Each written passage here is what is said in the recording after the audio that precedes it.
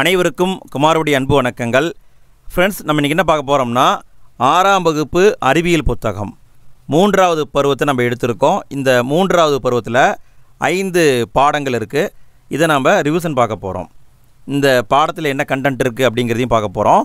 இந்த பாடத்துக்கு பின்னாடி இருக்கிற புக் பேக் கொஷின் அதையும் நம்ம பார்க்க போகிறோம். ஸோ வீடியோவை முழுமையாக பார்த்து யூஸ் பண்ணிக்கோங்க. கிட்டத்தட்ட பார்த்திங்கன்னா ஒரு 1/2 ஹவருக்குள்ளே எல்லாத்தையுமே முடிச்சிடலாங்க. இந்த மொத்த புத்தகமே முடிந்தது. ஸோ வீடியோவை முழுமையாக பார்த்து யூஸ் பண்ணிக்கோங்க. என்னென்ன தலைப்பு இருக்குதுன்னு பாருங்கள். காந்தவியல் அப்படிங்கிற ஒரு பாடம் இருக்குது. நீர் அப்படிங்கிற பாடம், அன்றாட வாழ்வில் வேதியியல், நமது சுற்றுச்சூழல், அன்றாட வாழ்வில் தாவரங்கள். இந்த 5 பாடத்தையும் பார்த்தா போதும்.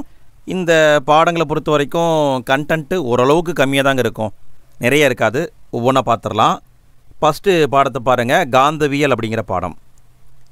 காந்தத்தை பற்றி நீங்கள் நிறைய படிச்சிருப்பீங்க. இங்கே இருக்கிற கண்டென்ட் எல்லாமே பார்த்தீங்கன்னா 6ஆம் வகுப்பு பையனுக்கானது. ஸோ போட்டித் தேர்வுக்கு படிக்கிறவங்களுக்கு இங்கே நிறைய கண்டென்ட் இருக்காது.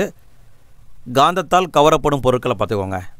இரும்பு, கோபால்ட், நிக்கல், இந்த பொருட்கள் காந்தத்தால் கவரப்படும் பொருட்கள். அடுத்து என்ன கொடுத்துருக்காங்க, காந்தத்துடைய துருவங்களை கொடுத்துருக்காங்க. இங்கே ஒரு பாயிண்ட்டை பாருங்களேன். காந்தத்தின் ஈர்ப்பு விசை காந்தத்துடைய இரு முனைகளிலும் அதிகமாக இருக்கிறது. ஒரு காந்தம் இருக்குன்னா அந்த காந்தத்துடைய ஈர்ப்பு விசை எங்கே அதிகமாக இருக்குங்க, அதனுடைய முனைகளில் தான் அதிகமாக இருக்கும்.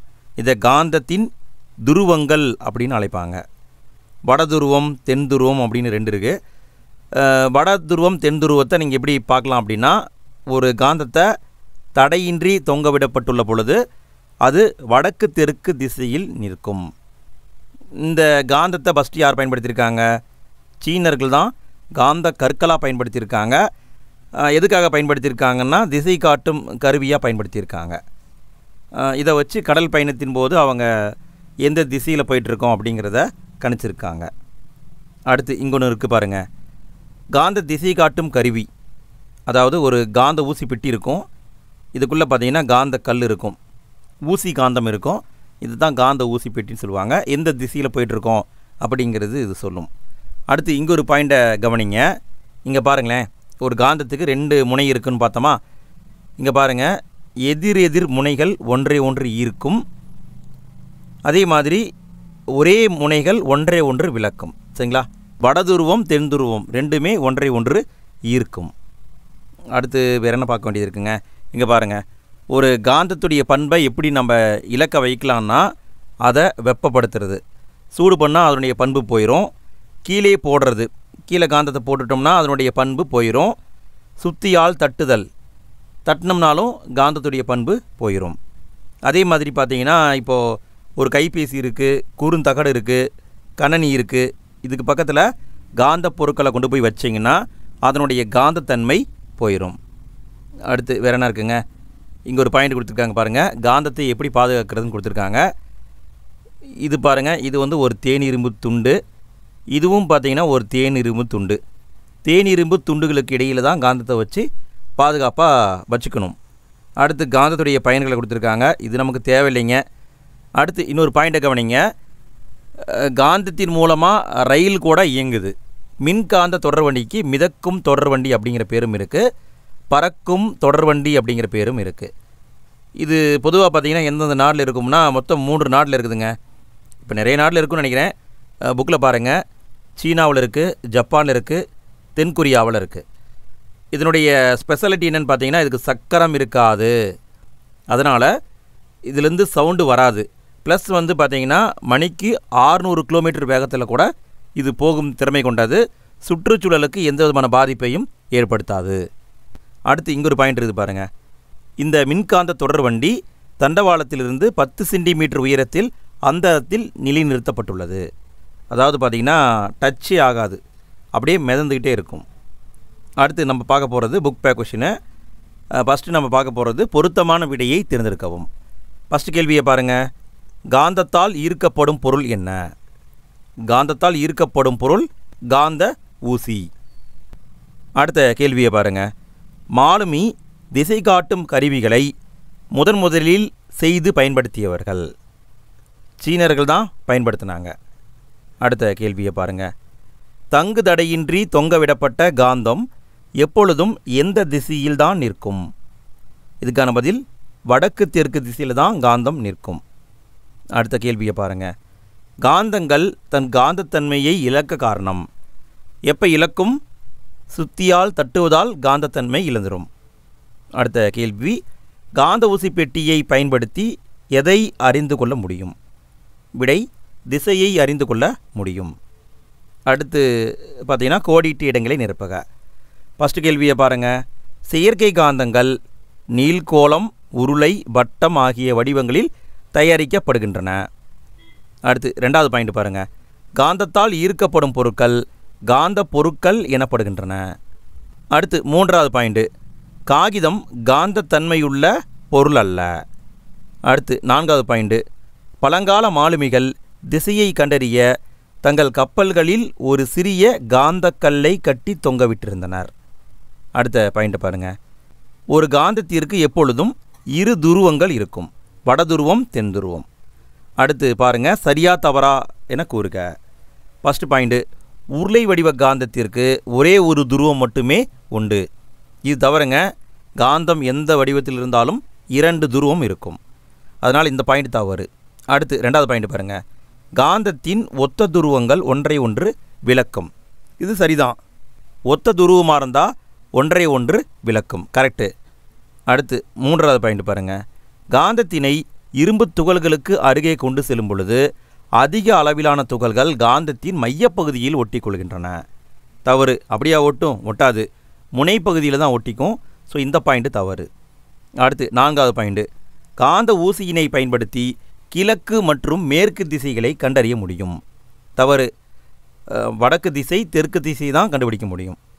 அடுத்து ஐந்தாவது பாயிண்ட்டு, ரப்பர் ஒரு காந்த பொருள். தவறு. ரப்பர் காந்த பொருள் கிடையாது. அடுத்தது பொறுத்துக. காந்த திசை காட்டி அப்படின்னா காந்த ஊசி. ஈர்ப்பு எங்கே இருக்கும்?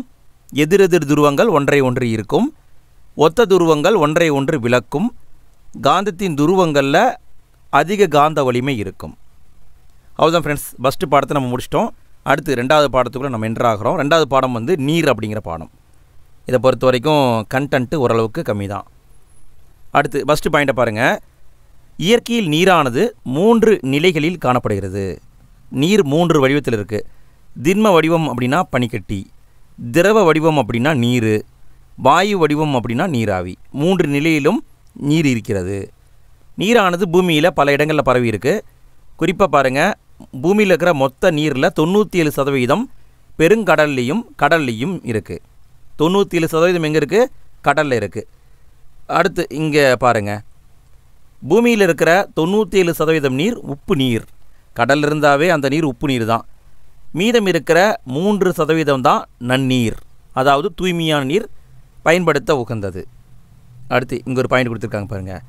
இந்த 3% நல்ல தண்ணியிலையும் நிறைய பர்சன்டேஜ் வேறு வேறு வடிவத்தில் இருக்குது.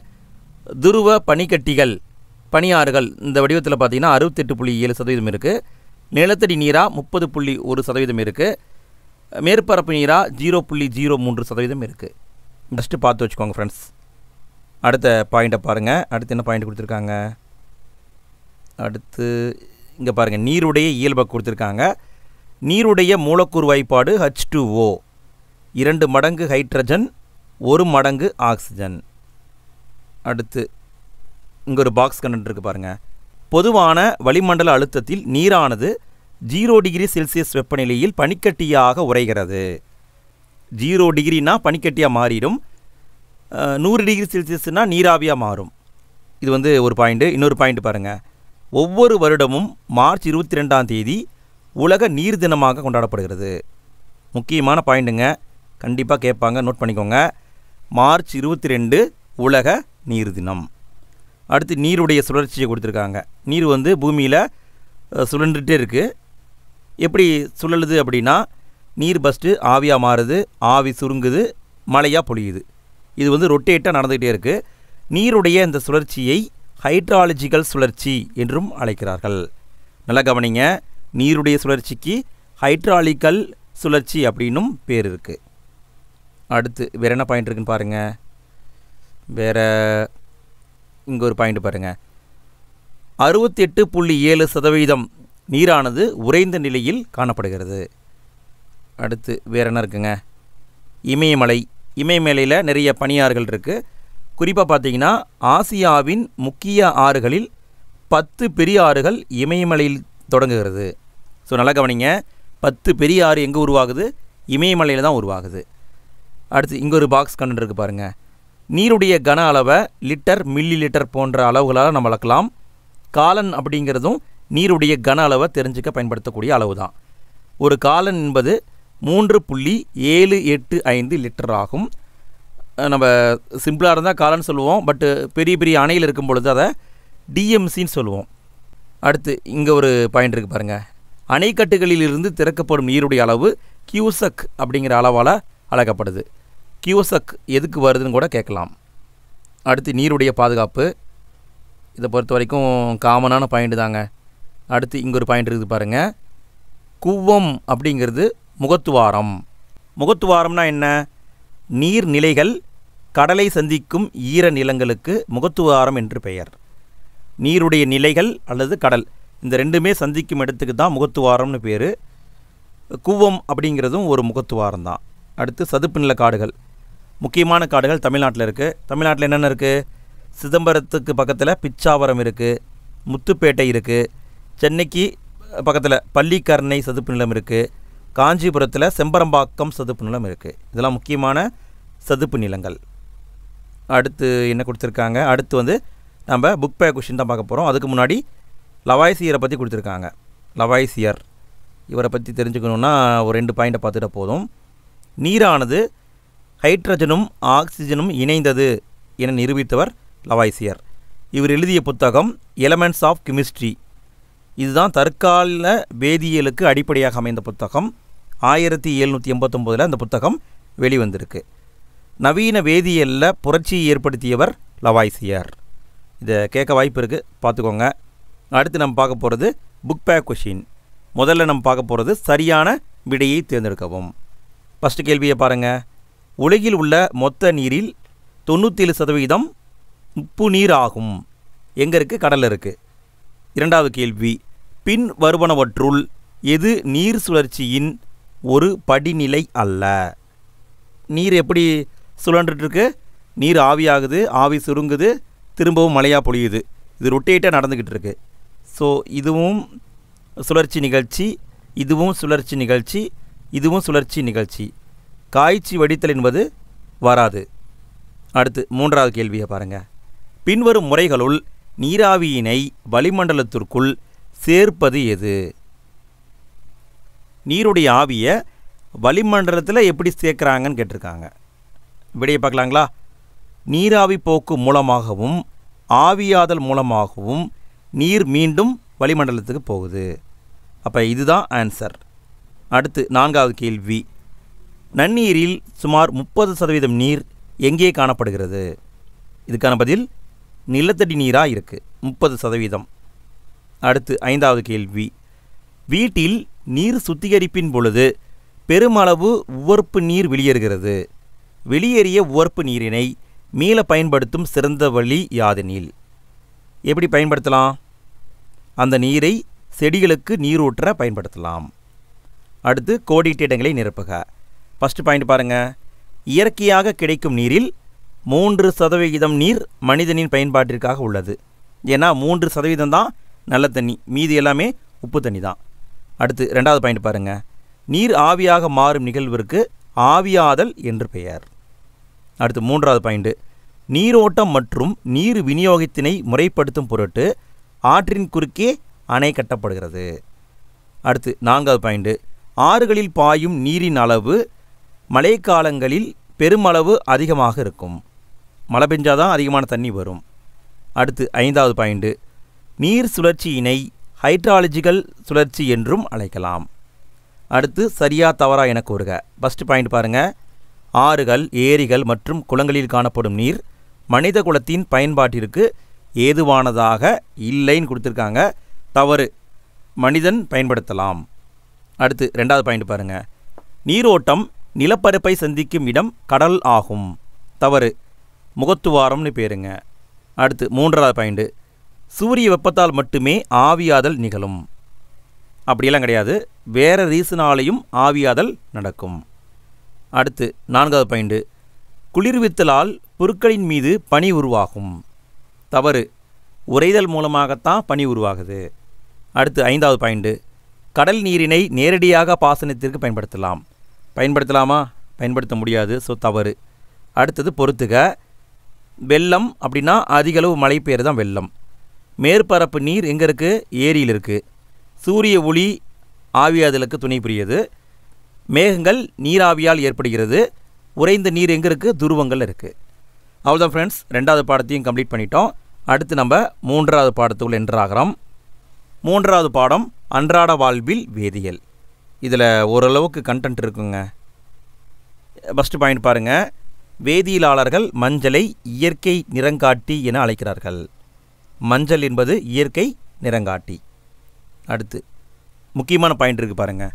வெங்காயத்தை நறுக்கும் பொழுது கண்களில் எரிச்சலுடன் கண்ணீர் வருகிறது. இதற்கு காரணம் என்ன? வெங்காயத்தில் அதனுடைய செல்களில் புரோப்பேன் தயால் எஸ் ஆக்சைடு அப்படிங்கிற எளிதில் ஆவியாகக்கூடிய ஒரு வேதிப்பொருள் இருக்குது. இதை வெட்டும் பொழுது தான் நமக்கு கண்ணில் வந்து தண்ணி வருது. சரிங்களா? Propane thial S oxide. அடுத்து இங்கே ஒரு பாயிண்ட் பாருங்கள். நாம் சமையலுக்கு பயன்படுத்தும் உப்பு சோடியம் குளோரைடு. சோடியமும் குளோரினும் இணைந்தது. சோடியம் குளோரைடுனா சாதாரண உப்பு. இதனுடைய வாய்ப்பாடு NaCl. இதில் சோடியமும் இருக்குது, குளோரினும் இருக்குது. அடுத்தது என்ன கொடுத்துருக்காங்க பார்த்துட்டே போகலாம். அடுத்து இங்கே ஒரு பாயிண்ட்டை கவனிங்க. பாரிஸ் சாந்து எதுக்கு பயன்படுது? எலும்பு முறிவு சிகிச்சையில் பயன்படுகிறது. சிலைகள் தயாரிக்கவும் பொம்மைகள் தயாரிக்கவும் பயன்படுகிறது. அடுத்த பாயிண்ட்டை பாருங்கள். உரங்கள். தாவரங்களுக்கு 3 முக்கியமான சத்துக்கள் தேவை.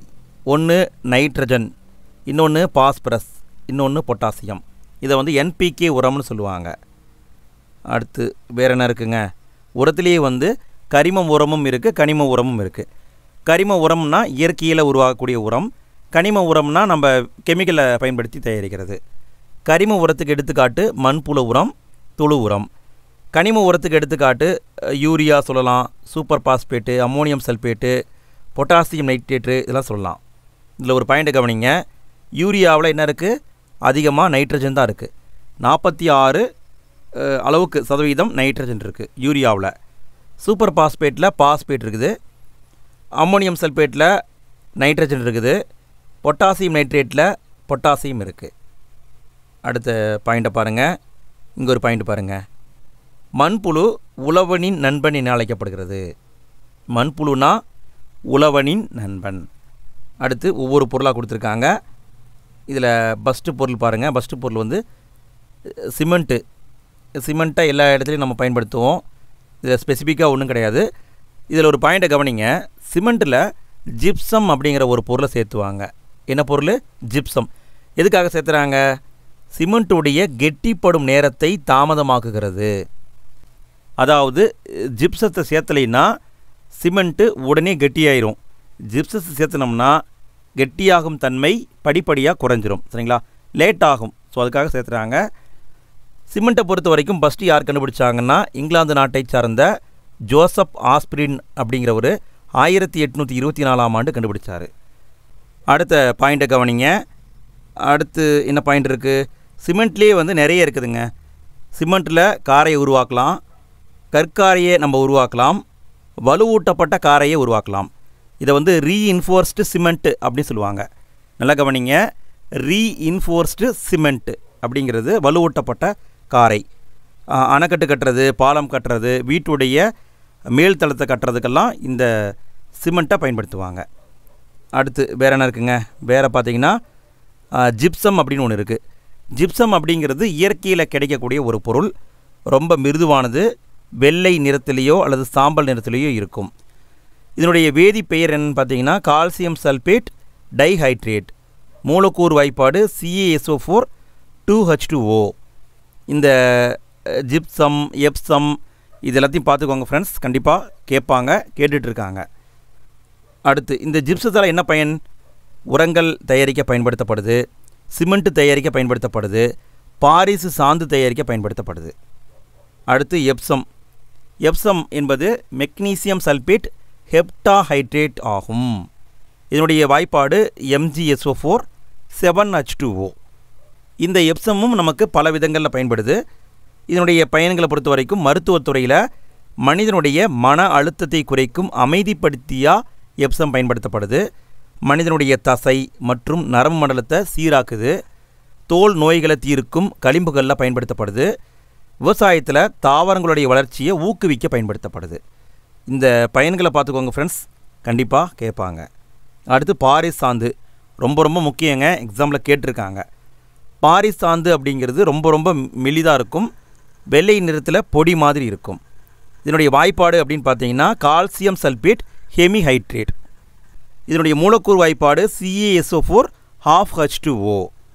அடுத்து பாரிஸ் சாந்து அப்படிங்கிற பேர் எப்படி வந்திருக்குன்னா, பாரிஸ் சாந்து தயாரிக்க பயன்படுத்தக்கூடிய ஜிப்சம் பிரான்ஸ் நாட்டுடைய தலைநகர் பாரிஸில் தான் அதிகமாக கிடச்சிருக்கு. ஸோ அங்கே கிடச்சதுனால பாரிஸ் சாந்து அப்படிங்கிற பேர் வச்சுட்டாங்க. இந்த பாரிஸ் சாந்தை எப்படி தயாரிக்கிறாங்கன்னு பாருங்களேன். ஜிப்சம் இருக்கு இல்லைங்களா, இந்த ஜிப்சத்தை எடுத்து அதை வெப்பப்படுத்துகிறாங்க. வெப்பப்படுத்தும் பொழுது அதில் இருக்கிற பகுதியளவு நீர் சத்து வெளியேறி பாரிஸ் சாந்தா மாறுது. நல்லா கவனிங்க, ஜிப்சத்தை எடுத்துக்கிறாங்க, அதை சூடுபடுத்துகிறாங்க, அப்போ அதிலிருந்து நமக்கு பாரிஸ் சாந்து கிடைக்கிது. அடுத்து இந்த பாரிஸ் சாந்தால் நிறைய யூஸ் இருக்குங்க. என்னென்ன பயன்கள்? கரும்பலகையில் எழுதும் பொருள் தயாரிக்க பயன்படுத்தப்படுது. அறுவை சிகிச்சையில் எலும்பு முறிவுகளை சரி செய்ய பயன்படுத்தப்படுது. சிலைகள் வார்ப்பதற்கு பயன்படுத்தப்படுது. கட்டுமானத் துறையில் பயன்படுத்தப்படுது. அடுத்து ஃபீனால். ஃபீனால்னால் ஒன்றும் கிடையாதுங்க, பினாயில் நம்ம சொல்லுவோம் இல்லையா, அதுதான் ஃபீனால். ஃபீனால் அப்படிங்கிறது கார்பாலிக் அமிலம். இது வந்து பார்த்திங்கன்னா ஒரு கரிம அமிலம். இதனுடைய வாய்ப்பாடு C6H5OH. இது பார்த்திங்கன்னா வீரியம் குறைந்த அமிலம், பவர் ரொம்ப ரொம்ப கம்மி. இது வந்து ஆவியாகும் தன்மை உள்ள வெண்மை நிற படிக திண்மமாகும். நல்லா கவனிங்க, ஃபீனால் அப்படிங்கிறத நம்ம லிக்விடுன்னு பார்த்துட்ருக்குறோம், ஆனால் இங்கே பாருங்கள் என்ன கொடுத்துருக்காங்க, படிக திண்மமாகும் அப்படின்னு கொடுத்துருக்காங்க. இந்த ஃபீனாலை பொறுத்த வரைக்கும் இதனுடைய கரைசல் நிறமற்றது, கலர் இருக்காது. மாசு காரணமாக இளஞ்சிவப்பு நிறமாக அது மாறும். அதாவது பியூர் ஃபீனால் வந்து கலரே இருக்காது, அதில் டஸ்ட் இருந்ததுன்னா கண்டிப்பாக அது இளஞ்சிவப்பு நிறமாக மாறிடும். இதை எதுக்கு பயன்படுத்துகிறாங்க? குறைந்த அடர்வுடைய ஃபீனால் கரைசல் வாய் கொப்பளிப்பானாக பயன்படுத்தப்படுது. வாயை கொப்பளிக்க பயன்படுத்துகிறாங்க. கிருமி நாசினியாகவும் பயன்படுத்துகிறாங்க. வீடுகளில் கழிவறையை சுத்தம் செய்யவும் பயன்படுத்துகிறாங்க. அது மட்டும் இல்லாமல் ஃபீனால் நுண்ணுயிரிகளை கொல்லக்கூடியது. அறுவை சிகிச்சையின் பொழுது கிருமி நாசினியாகவும் பயன்படுத்துகிறாங்க. அடுத்தது ஒட்டும் பொருள். இதை பொறுத்த வரைக்கும் நமக்கு கண்டென்ட் தேவையில்லைங்க. அடுத்து நம்ம பார்க்க போகிறது புக் பேக் கொஷின். ஃபஸ்ட்டு நம்ம பார்க்க போகிறது பொருத்தமான விடையை தேர்ந்தெடுக்கவும். ஃபஸ்ட்டு கேள்வியை பாருங்கள். சோப்புகளின் முதன்மை மூலம் டேஸ் ஆகும். இதற்கான பதில் விலங்குகளுடைய கொழுப்பு, தாவரங்களுடைய எண்ணெய். இரண்டாவது கேள்வி, வெப்ப நிகழ்வின் மூலம் கொழுப்பு அல்லது எண்ணெயை சோப்பாக மாற்றுவதற்கு எந்த கரைசல் பயன்படுகிறது? இதுக்கான பதில் சோடியம் ஹைட்ராக்சைடு பயன்படுகிறது. அடுத்து மூன்றாவது பாயிண்ட், சிமெண்டில் ஜிப்சம் சேர்க்கப்படுவதற்கான காரணம் டேஸ் ஆகும். எதுக்கு சேர்க்குறாங்க? கெட்டிப்படும் தன்மையை தாமதப்படுத்த. அடுத்து நான்காவது பாயிண்ட், ஃபீனால் என்பது என்னங்க? ஃபீனால் என்பது கார்பாலிக் அமிலம். அடுத்தது ஐந்தாவது கேள்வி, இயற்கை ஒட்டும் பொருள் டேஸிலிருந்து தயாரிக்கப்படுகிறது. இதற்கான பதில் டார்ச் அப்படின்னு ஒரு பொருள் இருக்குது, அதிலிருந்து தான் இயற்கையாக ஒட்டும் பொருளை தயாரிக்கிறாங்க. அடுத்தது கோடிட்ட இடங்களை நிரப்புக. ஃபஸ்ட்டு பாயிண்ட் பாருங்கள். வெங்காயம் நறுக்கும் பொழுது நம் கண்களில் கண்ணீர் வர காரணமான வாயு என்ன? இதுக்கான பதில் புரோப்பேன் தயால் எஸ் ஆக்சைடு. இரண்டாவது பாயிண்ட், சோப்பு தயாரிக்க நீர், தேங்காய் எண்ணெய் மற்றும் NaOH தேவைப்படுகிறது. NaOHனா சோடியம் ஹைட்ராக்சைடு தேவைப்படுகிறது. அடுத்து மூன்றாவது பாயிண்ட், உழவனின் நண்பன் என அழைக்கப்படுவது என்னதுங்க? மண்புழு. நான்காவது பாயிண்ட், சுற்றுச்சூழலுக்கு உகந்தவை இயற்கை உரங்கள் ஆகும். ஐந்தாவது பாயிண்ட், இயற்கை பசைக்கு உதாரணம் டார்ச் ஆகும். அடுத்து சரியா தவறா என கூறுக. ஃபஸ்ட்டு பாயிண்ட் பாருங்கள். செறிவூட்டப்பட்ட ஃபீனால் கிருமிநாசினியாக பயன்படுத்தப்படுகிறது. தவறு. அடர்வு குறைந்த ஃபீனால் தான் கிருமிநாசினியாக பயன்படுத்தப்படுது. அடுத்து இரண்டாவது பாயிண்ட், ஜிப்சம் மருத்துவத்துறையில் அதிக அளவு பயன்படுத்தப்படுகிறது. இந்த பாயிண்ட் கரெக்டு, அதிக அளவுக்கு பயன்படுத்துகிறாங்க. மூன்றாவது பாயிண்ட், ஜிப்சத்தை சூடுபடுத்துவதன் மூலம் பாரிஸ் சாந்து கிடைக்கிறது. இந்த பாயிண்ட்டும் கரெக்டு. நான்காவது பாயிண்ட், ஒட்டும் பொருள் என்பது இரு பொருட்களை ஒன்றோடொன்று பிரிக்க பயன்படுகிறது. தவறு, ஒட்ட தான் பயன்படும். அடுத்து 5வது பாயிண்ட், NPK என்பது தாவரங்களுக்கான முதன்மை சத்துக்கள் ஆகும். கரெக்டு. அடுத்தது பொறுத்துக. சோப்பு எதுலேருந்து தயாரிக்கிறாங்க? சோடியம் ஹைட்ராக்சைட்லேருந்து தயாரிக்கிறாங்க. சிமெண்ட்டு இதில் வந்து பார்த்திங்கன்னா RCC வரும். அதாவது நம்ம முன்னாடி பார்த்தோம் இல்லைங்களா, வலுவூட்டப்பட்ட காரைன்னு பார்த்தோம்ல, அதான் RCC. சிமெண்ட்டை வச்சு தயாரிக்கிறாங்க. உரங்கள் அப்படிங்கிறது NPK. இந்த 3ம் தான் உரங்கள். ஜிப்சம் இதனுடைய வாய்ப்பாடு CaSO4 2H2O. பீனால் இதனுடைய வாய்ப்பாடு C6H5OH. அடுத்து நம்ம 4வது பாடத்துக்கு நம்ம போகிறோம். நமது சுற்றுச்சூழல். இதை பொறுத்த வரைக்கும் கண்டென்ட்டு ரொம்ப கம்மிங்க. ஒவ்வொன்றா பார்த்துடலாமா? ஃப்ரெண்ட்ஸ், வீடியோவுக்கு லைக் போடாத நண்பர்கள் லைக் போட்டுருங்க ஃப்ரெண்ட்ஸ். இதே மாதிரி ஃபஸ்ட்டு பருவத்துக்கும் 2வது பருவத்துக்கும் நம்ம வீடியோ போட்டிருக்கோம். அதுக்கான லிங்க்கை நான் ஃபஸ்ட்டு கமெண்ட்டில் கொடுத்துருக்கேன். எண்டு ஸ்க்ரீன்லேயும் கொடுக்குறேன். தேவைப்படுறவங்க கிளிக் பண்ணி பார்த்துங்க ஃப்ரெண்ட்ஸ். சரி, இங்கே ஒரு பாயிண்ட்டை தெரிஞ்சுக்கோங்க. நிலவாழ் காட்சியகம் அப்படின்னா டெரரியம். அடுத்தது நீர்வாழ் காட்சியகம்னா அக்வாரியம். அடுத்து உணவு சங்கிலி, இதெல்லாம் தேவையில்லைங்க. இங்கே ஒரு பாயிண்ட் இருக்குது பாருங்கள். சிதைப்பவைகள், உதாரணம் பாக்டீரியாக்கள் மற்றும் பூஞ்சைகள். அடுத்து என்ன கொடுத்துருக்காங்க? இதில் வந்து கண்டென்ட்டே ரொம்ப கம்மியாக தான் இருக்குங்க. பார்த்துட்டே போகலாமா? இங்கே ஒன்றையுமே காணுமே. நிறைய கண்டென்ட்டே இருக்காதுங்க அந்த பாடத்தில். சரி, ஓகே. இங்கே ஒரு பாயிண்ட் இருக்குது பாருங்கள். அதாவது கழிவை எப்படி குறைக்கிறதுனா 3R அப்படிங்கிற ரூல்ஸை பயன்படுத்தலாம். பயன்பாட்டை குறைத்தல் ரெடியூஸ், மீண்டும் பயன்படுத்துதல் ரீயூஸ், மறுசுழற்சி செய்தல் ரீசைக்கிள். இந்த 3Rஐ பயன்படுத்தி நாம் சுற்றுச்சூழலை காப்பாற்றலாம்னு சொல்கிறாங்க. அடுத்து வேறு என்ன இருக்குதுங்க? வேறு பார்த்தீங்கன்னா எதுவுமே இல்லைங்க இந்த பாடத்தில். இங்கே ஒரு பாயிண்ட் இருக்குது பாருங்கள். திடக்கழிவு மேலாண்மை விதிகள் 2016 உருவாக்கப்பட்டது. SWMன்னு சொல்லுவாங்க, சாலிட் வேஸ்ட் மேனேஜ்மெண்ட். விதி எப்போ கொண்டு வந்தாங்கன்னு பார்த்துக்கோங்க, 2016 கொண்டு வந்திருக்காங்க. அடுத்து இங்கே ஒரு பாயிண்ட் இருக்குது பாருங்கள். இந்தியாவில் ஒவ்வொருவரும் உருவாக்கும் கழிவுகளின் சராசரி அளவு 0.45 கிலோகிராம். அதாவது ஒவ்வொரு நாளைக்குங்க, சரிங்களா? ஒவ்வொரு நாளுக்கும் நாம் கிட்டத்தட்ட பார்த்திங்கன்னா 1/2 கிலோ வேஸ்ட்டை வந்து உருவாக்குறோன்னு சொல்கிறாங்க. அடுத்து பார்த்திங்கன்னா மாசுபாட்டுடைய வகைகள் மொத்தம் 4 வகையான மாசுபாடு இருக்குது. காற்று மாசுபாடு, நீர் மாசுபாடு, நில மாசுபாடு, ஒளி மாசுபாடு இருக்குது. இதை பொறுத்த வரைக்கும் எல்லாருக்கும் தெரிஞ்ச பாயிண்ட் தாங்க. ஸோ இதை படிச்சுட்டு இருக்க வேண்டிய அவசியம் இல்லை. அடுத்து நம்ம புக் பேக் கொஷினை பார்க்க போகிறோம். ஃபஸ்ட்டு நம்ம பார்க்க போகிறது பொருத்தமான விடையை தேர்ந்தெடுக்கவும். ஃபஸ்ட்டு கேள்வியை பாருங்கள். நன்னீர் சூழ்நிலை மண்டலம் எது என கண்டுபிடித்து எழுதுக. நன்னீர் சூழ்நிலை மண்டலம்னா நல்ல தண்ணி. குளம் அப்படிங்கிறதும் நல்ல தண்ணி, ஏரி என்பதும் நல்ல தண்ணி தான், நதி என்பதும் நன்னீர் தான். அப்போ விடை இவை அனைத்தும். அடுத்து 2வது கேள்வி. உற்பத்தியாளர்கள் எனப்படுபவை. இதுக்கான பதில் தாவரங்கள் தான். அதுவே தேவையானது உற்பத்தி பண்ணிக்கும். ஸோ இதுதான் உற்பத்தியாளர்கள். 3வது பாயிண்ட்டு. உயிரின சிதைவுக்கு உள்ளாகும் கழிவு எது? இதுக்கான பதில் தேங்காய் ஓடு மட்டும்தான் உயிரியால் சிதைக்க முடியும்.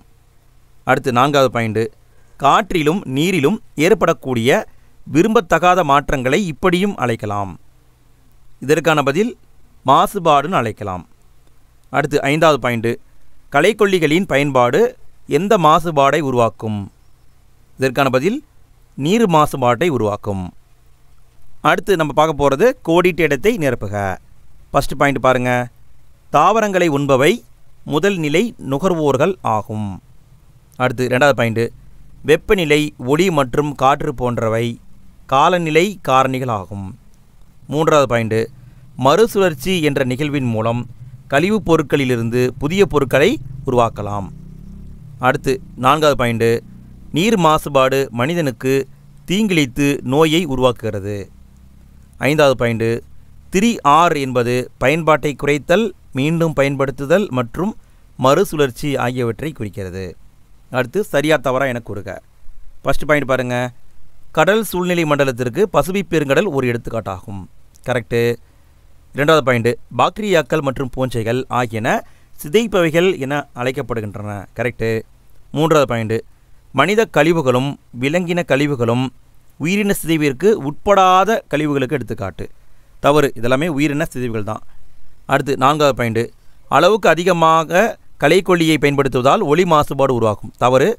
சுற்றுப்புற மாசுபாடு தான் உருவாகும். குறிப்பாக நீர் மாசுபாடு தான் ஏற்படும். 5வது பாயிண்ட்டு, பள்ளியின் திடக்கழிவு மேலாண்மை விதிகளின்படி கழிவுகளை நாம் 2 வகையாக பிரிக்க வேண்டும். தவறு. 3 வகையாக பிரிக்கணும். அடுத்து பொறுத்துக. உயிரினக்கூறுகள் அப்படின்னா விலங்குகள். சாக்கடை கழிவு இதனால் என்ன ஏற்படுது? நீர் மாசுபாடு ஏற்படுது. செயற்கை உரங்களை பயன்படுத்தினீங்கன்னா நில மாசுபாடு ஏற்படும்.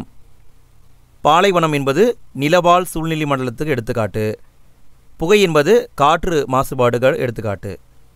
அடுத்து நம்ம பார்க்க போகிறது 5வது பாடம், கடைசி பாடங்க, அன்றாட வாழ்வில் தாவரங்கள். இந்த பாடத்தோட இந்த புக்கு முடியுது. இதுலேயும் கண்டென்ட்டு ஓரளவுக்கு கம்மியாக தான் இருக்கும். கண்டென்ட்டே இருக்காதுன்னு தான் நினைக்கிறேன். சீக்கிரமாக பார்த்து முடிச்சிடலாம். இங்கே ஒரு பாயிண்ட் இருக்குது பாருங்கள். உலக உணவு தினம் அக்டோபர் 16. நல்லா கவனிங்க. உலக உணவு தினம் அக்டோபர் 16 கேட்க வாய்ப்பு இருக்குது. அடுத்து இங்கே ஒரு பாயிண்ட் இருக்குது பாருங்கள். உலகளவில் கனிகள் மற்றும் காய்கறிகள் உற்பத்தியில் இந்தியா 2ஆம் இடத்தை வைக்கிறது. India second place.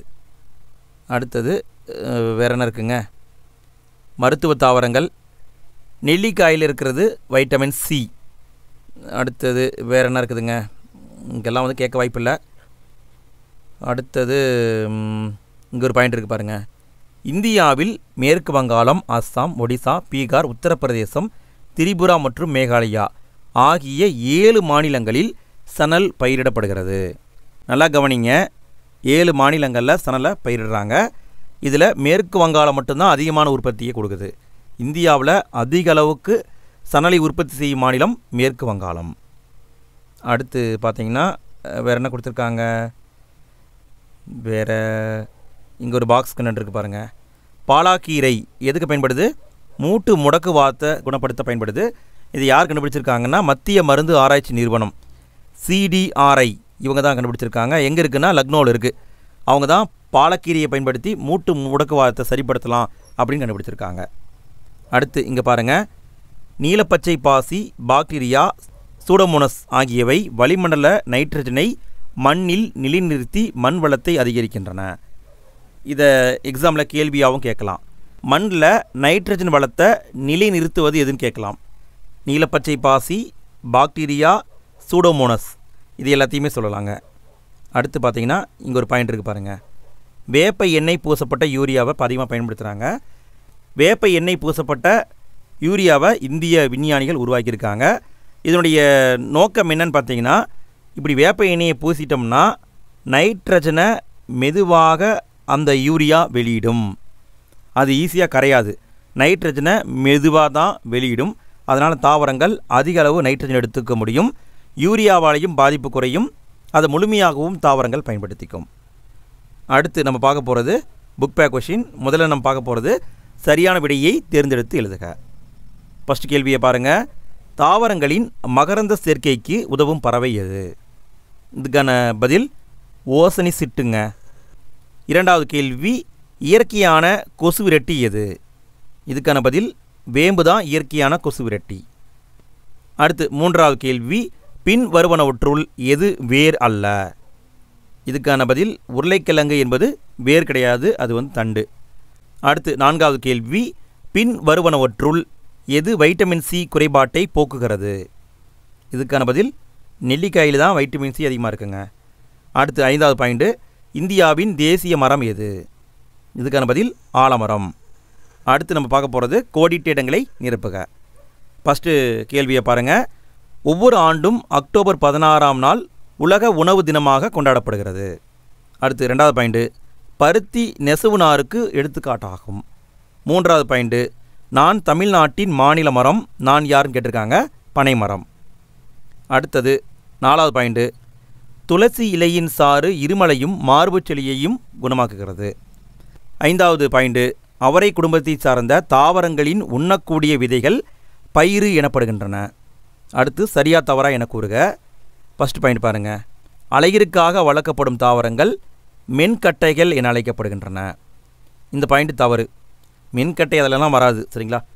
அடுத்து 2வது பாயிண்ட் பாருங்கள். பட்டுப்புழுக்கள் மல்பெரி இலையை உணவாக உட்கொள்கின்றன. இந்த பாயிண்ட் கரெக்டு. 3வது பாயிண்ட்டு, அலங்கார தாவரமாக காலிஃப்ளவர் தாவரம் பயன்படுத்தப்படுகிறது. தவறு. இது வந்து உணவு தாவரம். 4வது பாயிண்ட்டு, கோடை காலத்திற்கு பருத்தி உடைகள் ஏற்றதன்று. தவறு, ஏற்றது.